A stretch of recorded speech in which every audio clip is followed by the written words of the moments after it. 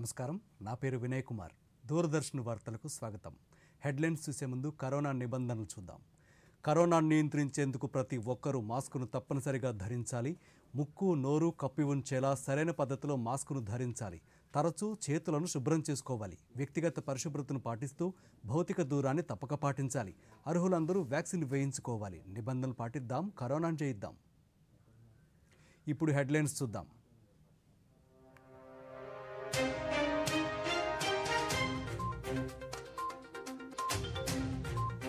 భారత్ ప్రపంచంలోనే వేగంగా అభివృద్ధి చెందుతున్న ఆర్థిక వ్యవస్థగా అవతరించిందన్న ప్రధాని సులభతర వాణిజ్యం కోసం అనేక నూతన సంస్కరణలు తీసుకొచ్చామన్న మోదీ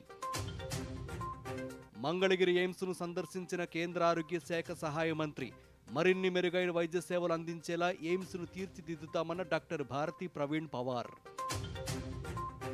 నాణ్యతా ప్రమాణాలతో రహదారుల అభివృద్ధి పనులు చేపట్టామన్న రాష్ట్ర రహదారులు భవనాల శాఖ మంత్రి 2205 కోట్ల రూపాయలతో రహదారుల ఆధునికీకరణ పనులు జరుగుతున్నాయన్న దాడిశెట్టి రాజా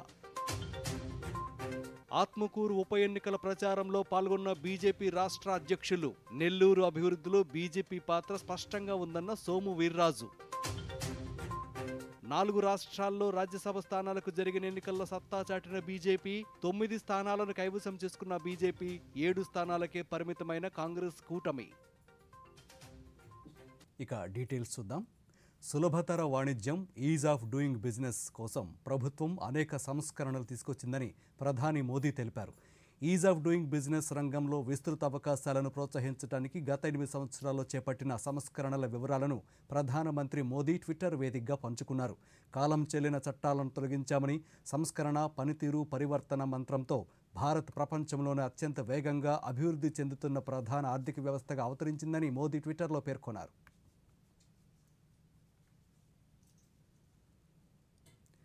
రేపటి నుంచి స్విట్జర్లాండ్లోని జెనీవాలో 12వ ప్రపంచ వాణిజ్య సంస్థ WTO మంత్రుల సమావేశం ప్రారంభం కానుంది కరోనా మహమ్మారిపై WTO ప్రతిస్పందన వ్యవసాయం చేపల పెంపకం ఆహార భద్రత WTO సంస్కరణలు వంటి అంశాలపై చర్చ జరగనుంది అలాగే ఎలక్ట్రానిక్ ట్రాన్స్మిషన్ల కస్టమ్ డ్యూటీలపై మారటోరియంతో సహా పలు అంశాలను సదస్సులో చర్చించనున్నారు ఈ సదస్సులో భారత్ తరఫున కేంద్ర వాణిజ్య శాఖ మంత్రి Piyush Goyal పాల్గొనున్నారు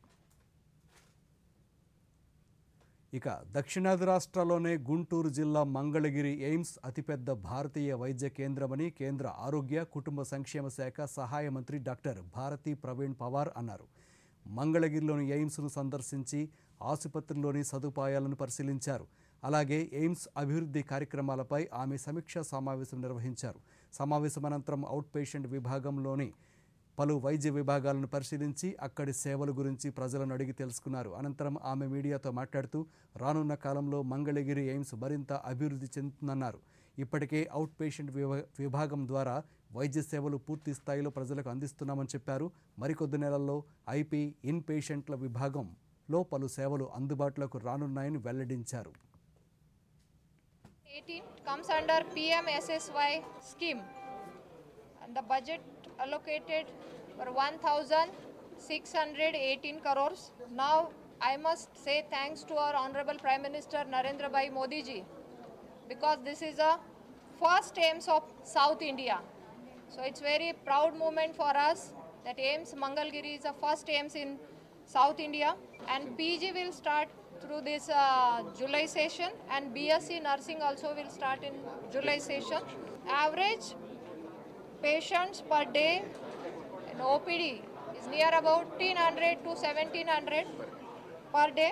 I must say thanks to all who is taking care in this hospital, providing the facilities to our patients.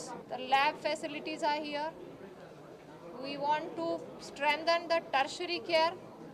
We are moving that towards. We want to strengthen our IPD structure. It will going to increase that capacity of IPD blocks and IPD infrastructure within next few months so that patient will get the benefit and I must say thanks to the state government for providing the land and other facilities but still more and more improvement we are doing here under the visionary leadership of Honorable Prime Minister Narendra Bhai Modi ji. సబ్కా సాత్ సబ్కా వికాస్ సబ్కా విశ్వాస్ నినాదంతో BJP ముందుకెళ్తోందని కేంద్ర ఆరోగ్య కుటుంబ సంక్షేమ శాఖ సహాయ మంత్రి డాక్టర్ భారతి ప్రవీణ్ పవార్ అన్నారు. ఈరోజు ఆమె గుంటూరులో పర్యటించి బీజేపీ నేతలతో సమావేశమయ్యారు. అనంతరం ఆమె మాట్లాడుతూ పేదల అభివృద్ధికి తమ ప్రభుత్వం కృషి చేస్తోందని, ఇందులో భాగంగా ఇప్పటికే ఉజ్వల యోజన ద్వారా 9 కోట్ల మందికి మహిళలకు లబ్ధి చేకూరిందన్నారు. అలాగే కోవిడ్ నివారణ చర్యల్లో భాగంగా వ్యాక్సినేషన్ ప్రక్రియను చేపట్టామని, 190 కోట్ల వ్యాక్సినేషన్లతో ప్రపంచంలోనే ప్రథమ స్థానంలో ఉన్నామని మంత్రి పేర్కొన్నారు. केंद्र सरकार लगातार जन जन की सेवाओं में एक संकल्पित ऐसी सरकार बनी है जिस सरकार ने आज लगभग 45 करोड़ से ज़्यादा जनधन के अकाउंट्स ओपन किए हैं, जिसके माध्यम से हमारी माता भगिनी, हमारे भाइयों को इस कोविड काल में मदद मिली है. 2 करोड़ से भी ज़्यादा पीएम आवास खड़े हुए हैं, जो कि ज़रूरतमंदों को इस पीएम आवास एक घर की सुविधा देने के लिए खड़े हैं. रसोई गैस के हमारी महिलाओं की विवंचना को देखते हुए उज्ज्वला गैस योजना, प्रधानमंत्री उज्ज्वला गैस योजना के तहत आज 9 करोड़ महिलाओं को मदद मिली है.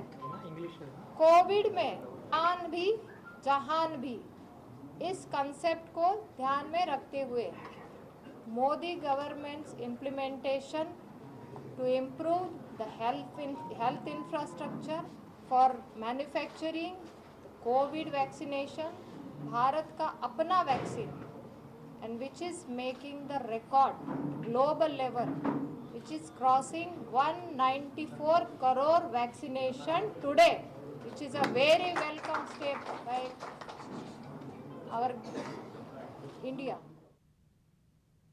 ప్రపంచ పొగాకు వ్యతిరేక దినోత్సవాన్ని పురస్కరించుకొని విశాఖలోని సముద్ర తీరంలో వైద్య ఆరోగ్య శాఖ, టాటా క్యాన్సర్ ఆసుపత్రి సిబ్బందితో టొబాకో ఉత్పత్తుల వల్ల కలిగే నష్టాలపై అవగాహన ర్యాలీ నిర్వహించారు. పొగాకు వల్ల అనేక వ్యాధుల బారిన పడే ప్రమాదం ఉందని, ఊపిరితిత్తులు చెడిపోతాయని వైద్యులు తెలిపారు. పొగాకు ఉత్పత్తులను వినియోగించడం వల్ల నోటి, గొంతు, ఊపిరితిత్తుల క్యాన్సర్లు వచ్చే ప్రమాదం ఉందన్నారు. పొగాకు ఉత్పత్తులకు, పొగ తాగేవారికి దూరంగా ఉండాలని వైద్యులు తెలిపారు. ఈ ర్యాలీలో రాష్ట్ర వైద్య ప్రిన్సిపల్ సెక్రటరీ ఎంటి కృష్ణబాబు, జిల్లా వైద్య అధికారులు పాల్గొన్నారు. జార్ఖండ్ రాష్ట్రంలోని రాంచీలో నుపూర్ శర్మ వివాదాస్పద వ్యాఖ్యలకు నిరసనగా చేపట్టిన ఆందోళనలు హింసాత్మకంగా మారాయి. ఈ ఘటనలో 2 వ్యక్తులు ప్రాణాలు కోల్పోయారు. ఏళ్లలో భద్రతా బలగాలు సహా మరికొందరు గాయాల పాలైనట్లు అధికారులు తెలిపారు. ఆందోళనకారులు నుపూర్ శర్మను అరెస్టు చేయాలని డిమాండ్ చేస్తూ రాళ్లు రువ్వడంతో సహా వాహనాలను ధ్వంసం చేసి వాటికి నిప్పంటించడంతో పోలీసులు గాల్లో కాల్పులు జరిపారు. హింసాత్మక ఘటనల దృష్ట్యా జిల్లా యంత్రాంగం భద్రతా బలగాలను మోహరించి రాంచీలో కర్ఫ్యూ విధించింది. ప్రస్తుతం పరిస్థితి అదుపులో ఉందని అధికారులు వెల్లడించారు. ఇక రాష్ట్రంలో అత్యంత నాణ్యతా ప్రమాణాలతో రహదారుల అభివృద్ధి పనులు జరుగుతున్నాయని రహదారులు, భవనాల శాఖ మంత్రి దాడిశెట్టి రాజా అన్నారు. ఈరోజు తుని మున్సిపల్ కార్యాలయంలో మంత్రి R&B అధికారులతో రహదారుల అభివృద్ధి పనులపై సమీక్షా సమావేశం నిర్వహించారు. ఈ సందర్భంగా మంత్రి మాట్లాడుతూ 2,205 కోట్ల రూపాయలతో రహదారుల ఆధునికీకరణ, అభివృద్ధి పనులు జరుగుతున్నాయని తెలిపారు. వర్షాలు మొదలయ్యే నాటికి పనులు పూర్తి చేయాలని అధికారులను ఆదేశించినట్లు తెలిపారు. అలాగే అభివృద్ధి పనుల్లో అవినీతికి తావు లేకుండా పారదర్శకంగా రివర్స్ టెండరింగ్ విధానంతో పనులు చేపడుతున్నట్లు మంత్రి పేర్కొన్నారు. రోడ్లకి ఇచ్చి ఆల్రెడీ 2,205 కోట్లతో పనులు జరుగుతున్నాయి. అందులో 705 కోట్లు చిల్లర మన కాంట్రాక్ట్స్కి ఇవ్వడం కూడా జరిగింది, బిల్ పేమెంట్ చేయడం కూడా జరిగింది. ఇంకా పనులు జరుగుతున్నాయి.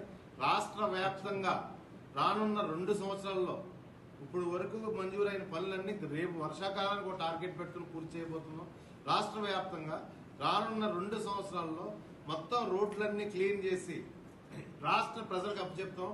అదేవిధంగా గతంలో చేసిన పొరపాట్లకి ఎటువంటి తావు లేకుండా రివర్స్ టెండరింగ్ పద్ధతిలో ఎంతో ఖచ్చితమైన క్వాలిటీ మెయింటైన్ చేసి ఈ రాష్ట్రంలో రోడ్లు బాగు చేయడం జరుగుతుంది. ఈ ప్రభుత్వం అమలు చేస్తున్న గడప గడపకు మన ప్రభుత్వం కార్యక్రమానికి ప్రజల నుండి పెద్ద ఎత్తున ఆదరణ లభిస్తోందని రాష్ట్ర టూరిజం శాఖ మంత్రి ఆర్కే రోజా అన్నారు.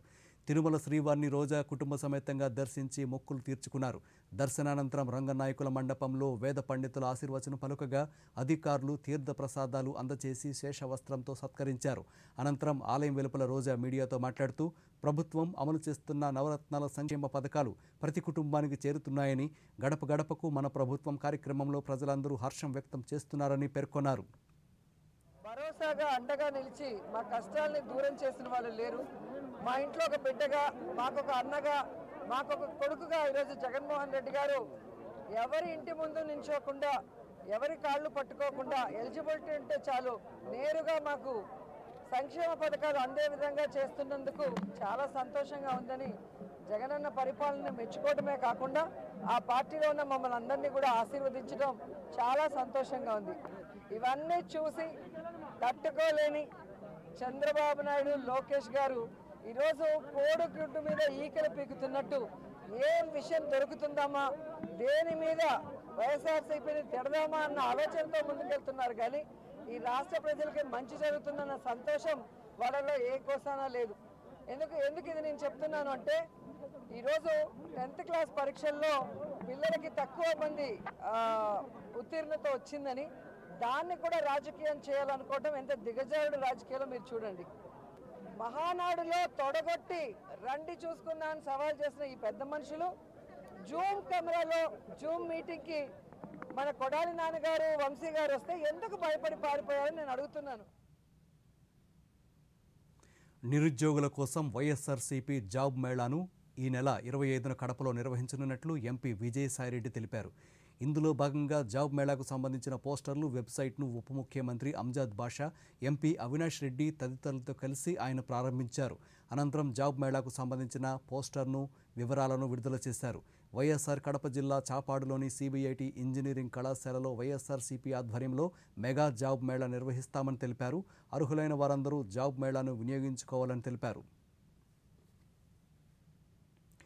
కేంద్ర పర్యాటక సాంస్కృతిక శాఖ మంత్రి జి కిషన్ రెడ్డి రేపు పశ్చిమ గోదావరి జిల్లా భీమవరంలో పర్యటించనున్నారు. పర్యటనలో భాగంగా అల్లూరు సీతారామరాజు నగర్లోని స్మారక చిహ్నాన్ని సందర్శించి నివాళులర్పించనున్నారు. అలాగే కుముదవల్లి గ్రామంలో గ్రంథాలయాన్ని సందర్శించనున్నారు. మోగల్లు గ్రామంలో అల్లూరు సీతారామరాజు విగ్రహానికి నివాళులర్పించి అక్కడి ప్రజలతో సంభాషించనున్నారు. అనంతరం బీజేపీ కార్యకర్తలతో మంత్రి సమావేశం కానున్నారు. ఇక నెల్లూరు జిల్లా అభివృద్ధి బీజేపీ పాత్ర స్పష్టంగా ఉందని బీజేపీ రాష్ట్ర అధ్యక్షుడు సోము వీర్రాజు అన్నారు.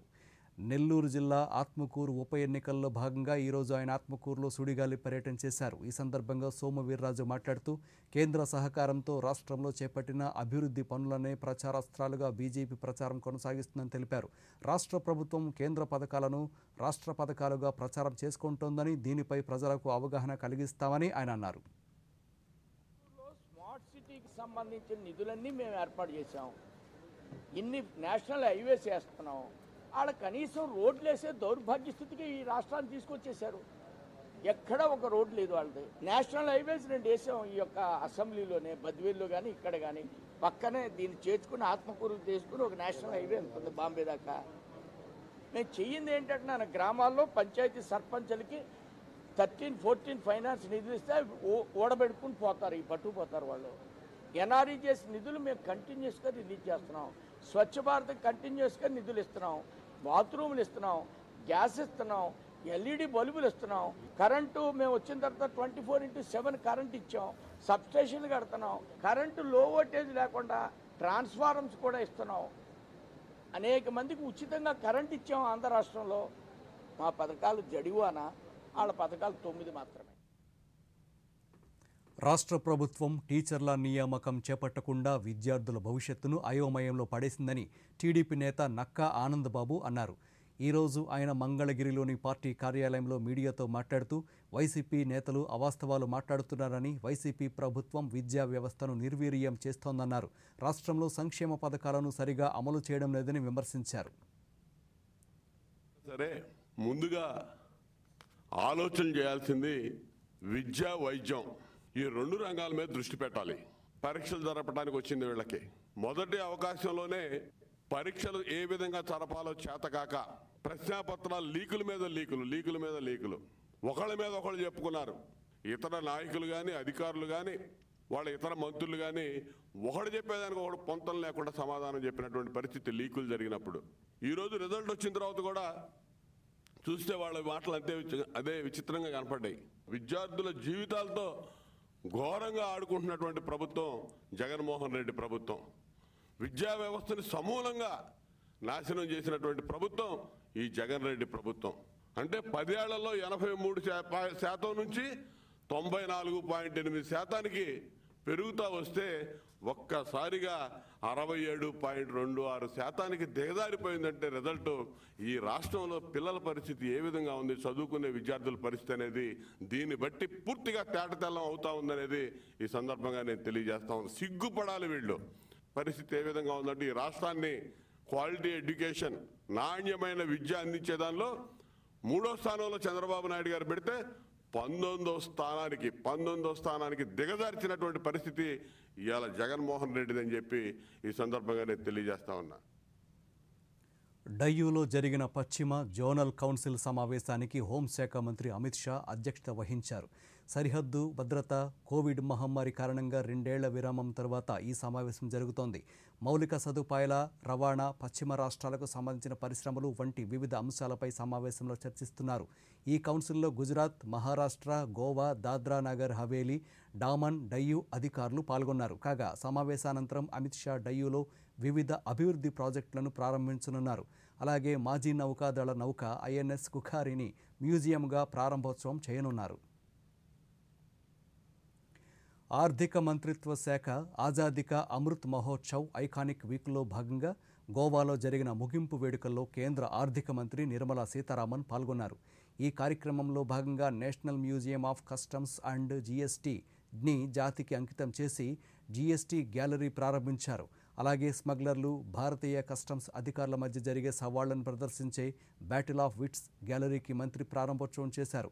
అసంఖ్యాక పన్నుల డైనమిక్ సమతుల్యాన్ని సూచించే సింగిల్ ర్యాక్ ఆర్ట్ నుండి బంగారు ఇసుకను తొలగించడం ద్వారా ధారోహర్ని జాతికి అంకితం చేశారు. ఈ కార్యక్రమంలో central board of indirect taxes and customs CBIC, central board of direct taxes CBDT, ఆర్థిక సేవల శాఖలు పాల్గొన్నాయి. రాజ్యసభ ఎన్నికల్లో హర్యానాలో కాంగ్రెస్కు ఊహించని షాక్ తగిలింది. ఈ రాష్ట్రంలో 2 రాజ్యసభ స్థానాలకు ఎన్నికలు జరిగాయి. సంఖ్యాబలం పరంగా కాంగ్రెస్, బీజేపీలకు చేరో స్థానం దాదాపు ఖాయమైనట్లే కనిపించింది. దీంతో హస్తం పార్టీ సీనియర్ నేత అయిన అజయ్ మాకెన్ను బరిలోకి దించింది. అటు బీజేపీ కృష్ణలాల్ పవార్ను నిలబెట్టింది. అయితే చివరి నిమిషంలో మీడియా ప్రముఖుడు కార్తికేయ శర్మ స్వతంత్ర అభ్యర్థిగా బరిలోకి దిగారు. ఈయనకు భాజపా మద్దతిచ్చింది. దీంతో మాకెన్, కార్తికేయ మధ్య గట్టి పోటీ నెలకొంది. బీజేపీ ఫిర్యాదులతో హర్యానాలోనూ కౌంటింగ్ 6 గంటల పాటు నిలిచిపోయి అర్ధరాత్రి తర్వాత లెక్కింపు మొదలైంది. నేడు ఫలితాలు వెలువడగా మాకెన్పై కార్తికేయ విజయం సాధించారు. ఈ విజయంపై హర్యానా ముఖ్యమంత్రి మనోహర్ లాల్ ఖట్టర్ మాట్లాడుతూ 2 స్థానాల్లో విజయం సాధించిన బీజేపీ అభ్యర్థులు రాష్ట్రాభివృద్ధికి తమ వంతు కృషి చేస్తారన్నారు. और सफलता दिलाई है, ऐसे सभी विधायकों को मैं हृदय से धन्यवाद देता हूं। और ये एक प्रकार की हरियाणा की जनता की जीत है, लोकतंत्र की जीत है। मैं आशा करता हूं कि दोनों हमारे नए राज्यसभा के सदस्य राज्यसभा में जाकर के हरियाणा के हितों की पूरी चिंता करेंगे। మహారాష్ట్రలో తీవ్ర ఉత్కంఠను రేపిన 6 రాజ్యసభ ఎన్నికల్లో అధికార మహావికాస్ అఘాడీ కూటమికి గట్టి ఎదురు దెబ్బ తగిలింది. ఈరోజు వెలువడిన ఫలితాల్లో 6 స్థానాలకు గాను భాజపా 3 స్థానాలను కైవసం చేసుకుంది. భాజపా నుండి కేంద్ర మంత్రి పీయూష్ గోయల్, అనిల్ బోండే, ధనుంజయ్ మహాదిక్ రాజ్యసభకు ఎన్నికయ్యారు. శివసేన నుండి సంజయ్ రౌత్, ఎస్సీపీ నుంచి ప్రఫుల్ పటేల్, కాంగ్రెస్ నుంచి ప్రతాప్ గర్హి పెద్దల సభకు ఎన్నికయ్యారు. శివసేన మరో అభ్యర్థి సంజయ్ పవార్ ఓటమి పాలయ్యారు. విజయం సాధించిన అనంతరం బీజేపీ సీనియర్ నేత, మాజీ ముఖ్యమంత్రి దేవేంద్ర ఫడ్నవీస్, కేంద్ర మంత్రి పీయూష్ గోయల్లు మీడియాతో మాట్లాడుతూ మహారాష్ట్ర అభివృద్ధి బీజేపీతోనే సాధ్యమవుతుందన్నారు. बहुत ही हर्ष की बात है कि महाराष्ट्र के राज्यसभा के चुनाव में भारतीय जनता पार्टी के तीनों प्रत्याशी चुनकर आए हैं। हमारे प्रत्याशी और भारतीय जनता पार्टी के राज्यसभा में नेता श्री पीयूष गोयल जी 48 वोट लेकर पूर्ण बहुमत के साथ हाईएस्ट वोट लेकर वहां पर चुनकर आए हैं। हमारे डॉक्टर अनिल बोंडे जी भी 48 वोट लेकर चुनकर आए हैं। और हमारे तीसरे प्रत्याशी ये भी शिवसेना के सबसे महत्वपूर्ण प्रत्याशी संजय राउत इनसे ज्यादा वोट लेकर शिवसेना के दूसरे प्रत्याशी को हराकर आज यहाँ पर चुनकर आए हैं।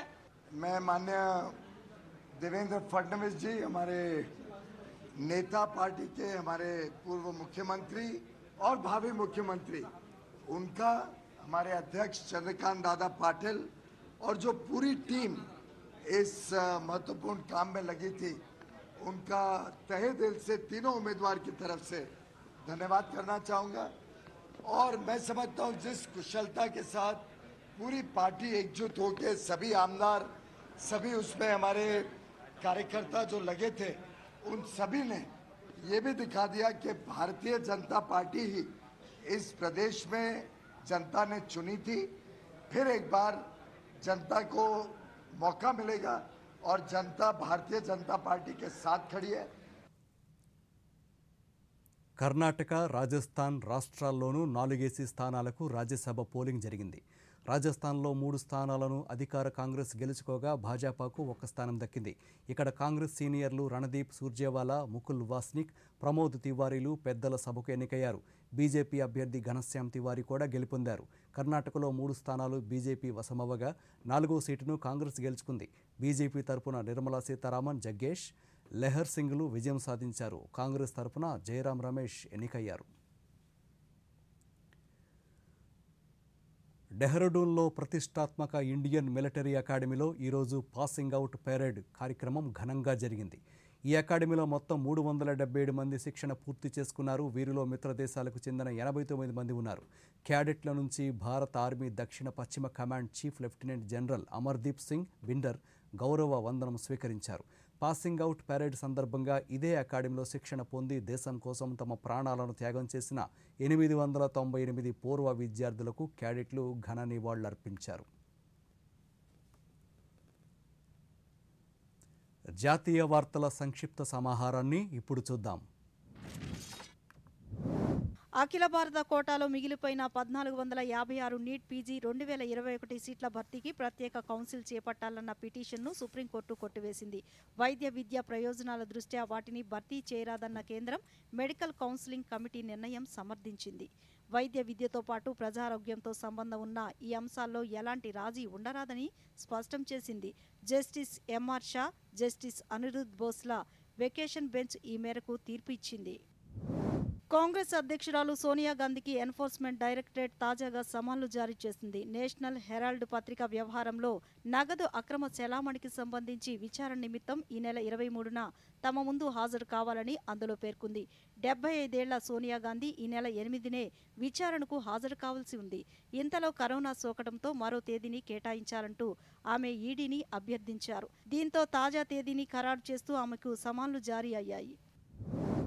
న్యాయస్థానాలను ఇబ్బంది పెడుతున్న పెండింగ్ కేసుల అంశాన్ని పరిష్కరించడానికి బాంబే హైకోర్టులోని justice SS Shinde, justice MN జాదవ్లతో కూడిన ధర్మాసనం చొరవ చూపింది. రోజువారీ పని సమయానికి మించి అదనంగా పనిచేసింది. తద్వారా దాదాపు 200 కేసులను విచారించింది. దీనిపై కేంద్ర న్యాయశాఖ మంత్రి కిరణ్ రిజిజు ట్విట్టర్లో ప్రశంసల జల్లు కురిపించారు.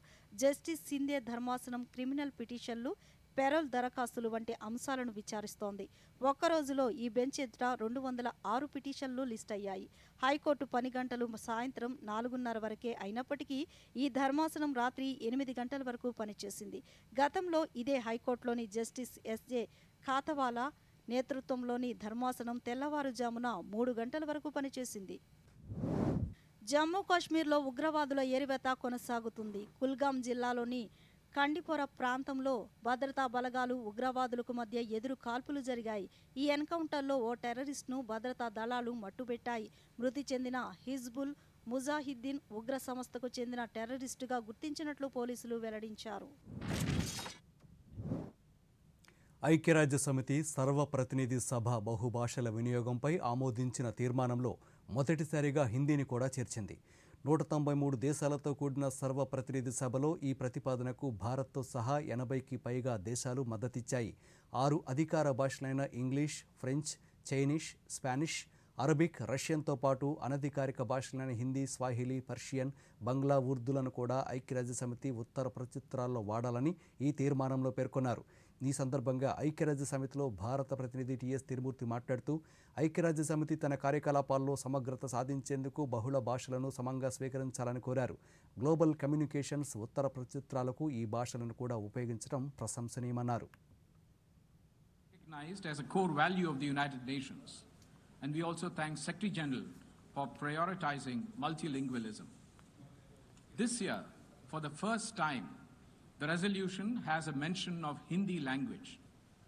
The resolution encourages the UN Department of Global Communications to continue disseminating important communications and messages in official as well as in non-official languages, including in Hindi language.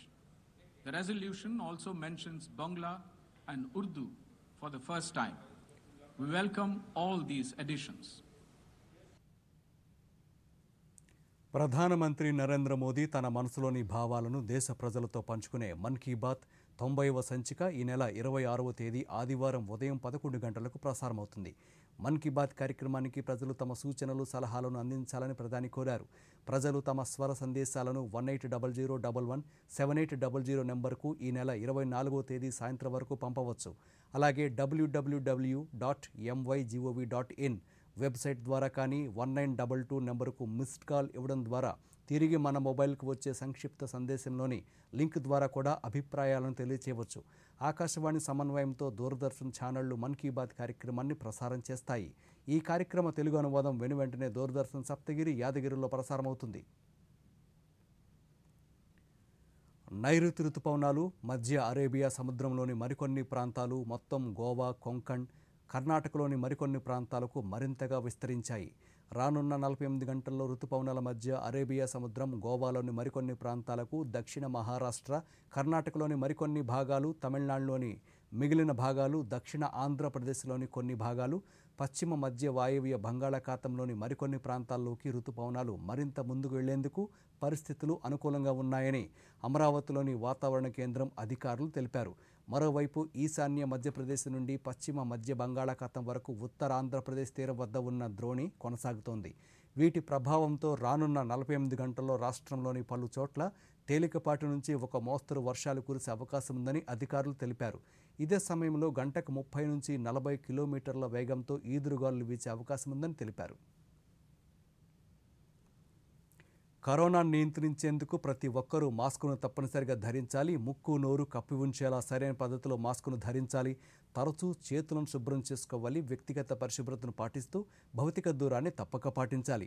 అర్హులందరూ vaccine వేయించుకోవాలి. నిబంధనలు పాటిద్దాం, కరోనాను జయిద్దాం. వార్తలు ముగించే ముందు హెడ్లైన్స్ మరొకసారి.